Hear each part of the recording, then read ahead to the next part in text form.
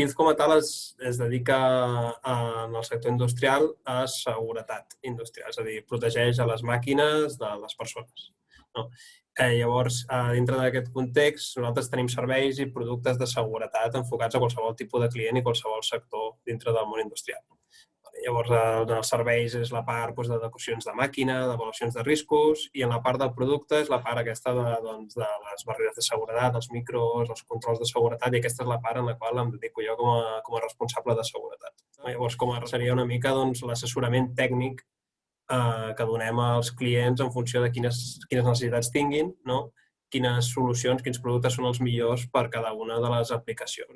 Llavors, també fem les formacions de seguretat, tant de consultoria com també de producte. Si un client té una base instal·lada de molts productes de control i necessiten tenir un diagnòstic, necessiten saber o fer màquines noves, fer enginyeria sobre aquells productes, doncs nosaltres també fem aquests serveis de formacions. I també fem molt l'assessorament tècnic i suport tècnic, assistència tècnica als clients. Jo ja havia fet les pràctiques obligatòries de l'EUS i durant l'últim any de carrera, durant 5è, un dels professors de robòtica avançada i comunicacions industrials i a més va dir que hi havia una vacant de suport tècnic i d'enginyeria a l'EUS. Nosaltres ja havíem treballat a l'EUS amb productes de PILZ, llavors jo coneixia més o menys la marca i m'agradava, i llavors vaig aplicar per entrar-hi.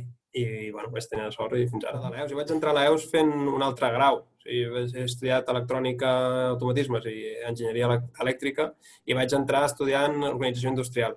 Una vegada allà vaig veure que realment el que m'agradava, vaig fer alguna assignatura d'automatització, de programació i de més, i vaig veure que a mi el que m'agradava era allò. Sí que crec que veurem canvi i ja en els pròxims anys, mesos, és la robòtica de serveis. Aquesta robòtica que te la pots trobar dintre del món de l'alimentació, el món de la farma, en els hospitals, etc., que ajuden al final a fer una millor feina o ajudar en el personal existent. Aquesta robòtica de serveis, per exemple, nosaltres hem fet una col·laboració amb una empresa, amb una startup madrilenya, que es diu B-Robot 5, que ha fet el primer robot paellero del món.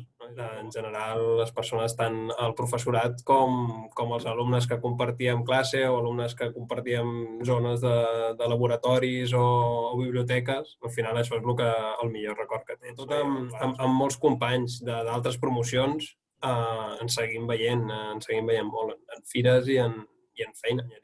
Ara jo crec que és de lo més valorat que hi ha en el sector i hi ha moltíssima feina a fer, tant a nivell nacional com a nivell internacional i en vacants, i si a més ho acompanyes de tenir la sort d'estudiar llengües i tenir llengües, és dels millors currículums que pots tenir per sortir al